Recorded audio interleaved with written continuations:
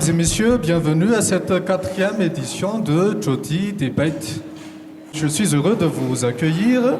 Aujourd'hui, nous avons un débat un peu particulier parce que nous avons tous des rêves, chacun d'entre nous. Et le thème d'aujourd'hui concerne les rêves. Et nous avons deux débatteurs exceptionnels aujourd'hui. Donc, durant le débat, j'espère que le public va les encourager pour les aider aussi dans le cours du débat. D'un côté, nous avons Nilaina qui va défendre la position « Vivre ses rêves ». Et d'un autre côté, nous avons Louva qui va défendre la position « Rêver sa vie ». Donc, chers panélistes, permettez-moi de vous présenter les règles du débat. Vous avez chacun 1 minute pour introduire, 3 minutes pour développer et 2 minutes pour conclure. Et je vous rappelle que tout doit se faire dans le respect. Donc, sans plus tarder, je donne la parole à Louva.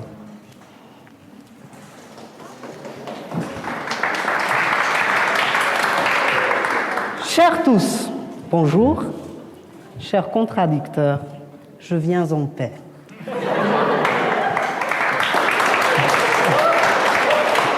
Vivre ses rêves ou rêver sa vie.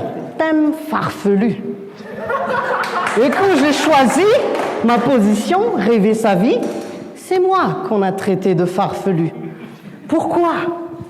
Louve, tu es contre vivre ses rêves. Mais bien sûr que non, mon cher ami.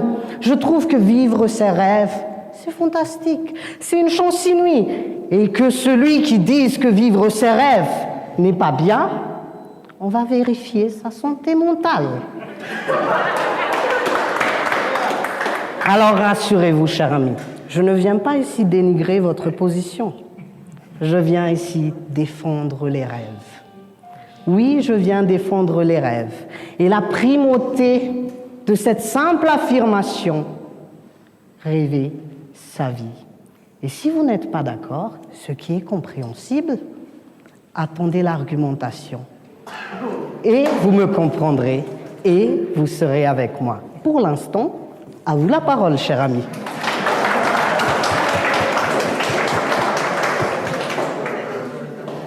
Mesdames et messieurs, je viens ici avec les mots de Bernard Lehrer, « Ne rêve pas ta vie, mais vis tes rêves ». En ce lieu, je vais vous présenter quel est l'intérêt de rêver sa vie alors que vivre ses rêves, c'est sa concrétisation. Pourquoi juste imaginer la vie? Pourquoi juste imaginer alors qu'on peut les concrétiser, on peut les réaliser? Je viens ici aujourd'hui pour vous prouver que la vie qu'on mène est une grande vie, mais qu'on a tous un objectif, mais cet objectif, il faut qu'on l'atteigne. Et ce n'est pas juste en rêvant sa vie qu'on peut l'atteindre, mais on l'atteint en travaillant. Rêver sa vie, mesdames et messieurs, c'est bien, mais vivre sa vie, c'est mieux.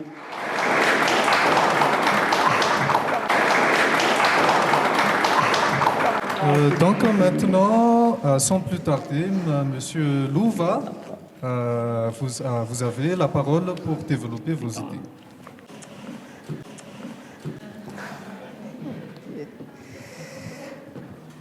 Affirmation que vivre ses rêves ou rêver sa vie. J'ai choisi rêver sa vie. Comme je vous l'ai dit tout à l'heure, je ne suis pas du tout contre les gens qui vivent leurs rêves. Mais comme vous l'avez dit, vivre le rêve, c'est concrétiser ses rêves. Donc, la primauté de ma position est toute simple. On ne peut pas affirmer « je vis mon rêve ». Sincèrement, je vis mon rêve. Tout est parfait. Et après demander, mais quel est ton rêve en fait? Mais désolé monsieur, je n'ai jamais pris le temps de rêver ma vie. Donc, votre position, cher ami, n'existe même pas tant qu'on ne passe pas par la mienne. Ici, donc, notre débat n'est pas est-ce qu'il est mieux de rêver sa vie ou est-ce qu'il est mieux de vivre ses rêves? Ici, le débat est simple. Qui a la primauté? Ma position est la géniteur du vôtre. On va faire un petit exercice d'imagination. Il a parlé tout à l'heure de travail. C'est bien le travail. On va tous imaginer, vous aussi, chers contradicteurs, imaginez avec nous. Imaginez 2 pots de fleurs. 2 pots de fleurs. Et vous allez mettre dans ces 2 pots de fleurs de la terre et des engrais.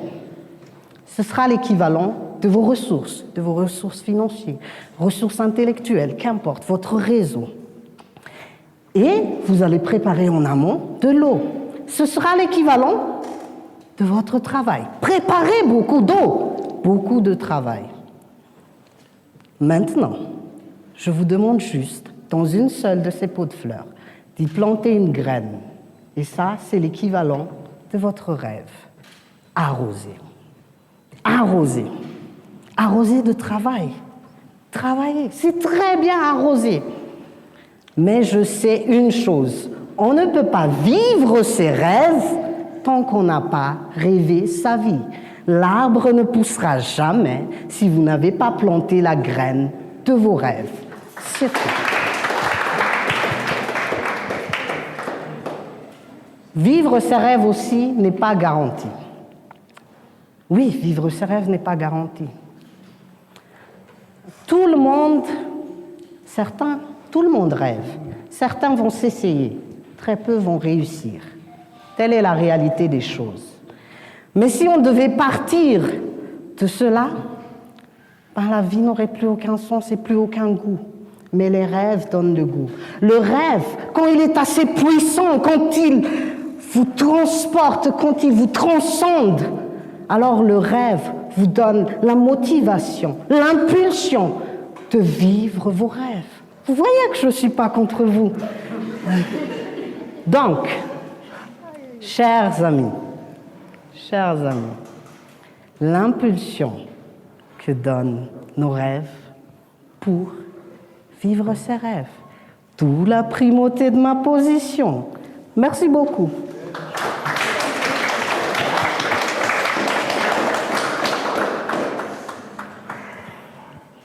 Très bel exemple, mon cher contradicteur. Mais vivre ses rêves, c'est juste imaginer, ce n'est pas concrétiser. Un jour, un homme a dit, à vivre dans le lendemain, on meurt le rêve à la main. C'est vrai que ce qu'il a dit, que le rêve est le début de tout. Mais est-ce que la motivation fait tout? Eh bien non, mesdames et messieurs, la motivation ne fait pas tout. Et je vais vous raconter une histoire. L'histoire d'une pilote.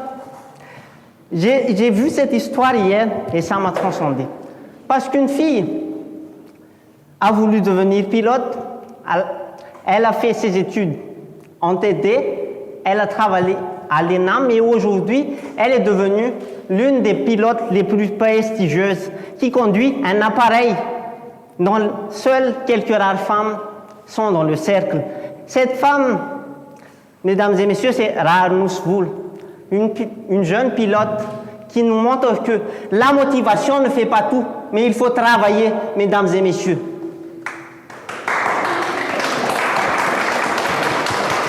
Et comme Paul Coelho a dit, justement, rêver sa vie, ça nous donne l'excitation de vivre nos rêves.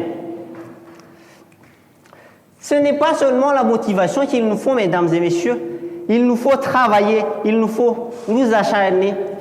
Parce que si on imagine seulement, on ne peut pas réussir ce qu'on veut entreprendre. Merci, mesdames et messieurs.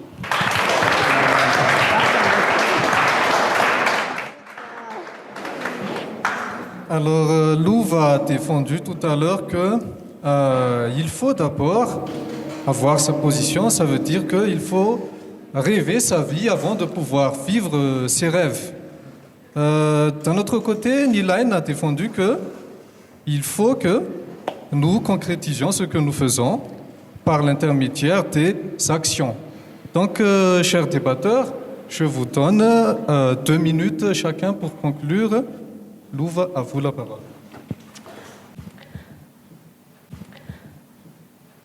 Chers amis, je tiens à vous dire que je ne suis pas contre le travail. Je tiens à vous dire que je ne suis pas contre celui qui réalise ses rêves.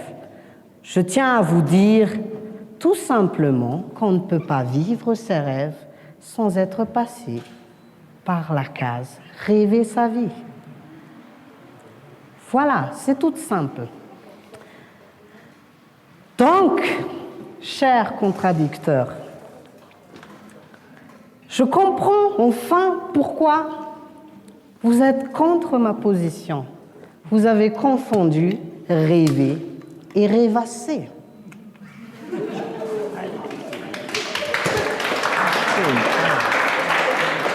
Martin Luther King a bien dit « j'ai fait un rêve », pas « j'ai rêvassé ». Voyez-vous, la réalité est que on ne réalise pas toujours nos rêves. On ne vit pas forcément la réalité de nos rêves. Mais ce rêve nous donne la motivation d'agir et de travailler. Prenez Luther King que je viens de citer. A-t-il vécu son rêve d'un pays sans ségrégation? Non. Et s'il savait ça au début, s'il savait que son combat, il ne le vivrait pas, l'aurait-il fait? Non, mais c'est le rêve qui l'a poussé. Je pourrais aussi vous citer nos martyrs malgaches, ceux qui se sont battus pour l'indépendance de notre pays. Certains d'entre eux sont morts avant de connaître cette indépendance. Me direz-vous que leurs vies sont vaines? Jamais, je ne vous laisserai le dire. Chers amis, je vous souhaite de réaliser vos rêves. Je vous souhaite de vivre cette expérience. Mais quand vous allez vous acharner à réaliser vos rêves, vous allez avoir des embûches. Vous allez avoir des mauvais moments.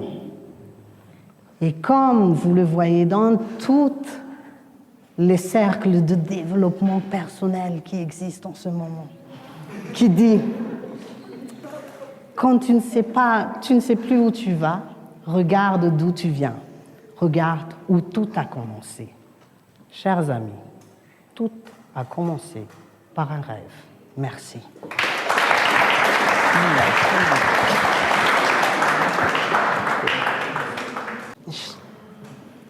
Mesdames et messieurs, je tiens maintenant à terminer par l'exemple de la bougie.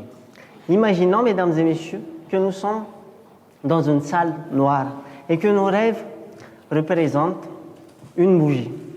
Eh bien, les gens qui ont décidé de l'allumer sont les personnes qui peuvent voir dans le noir. Nous avons tous des rêves, mesdames et messieurs, mais est-ce que nous sommes vraiment capables de les réaliser? Chacun de nous peut se demander la question. Mais si on n'allume pas cette bougie, à quoi alors elle nous sert-elle? Merci, mesdames et messieurs.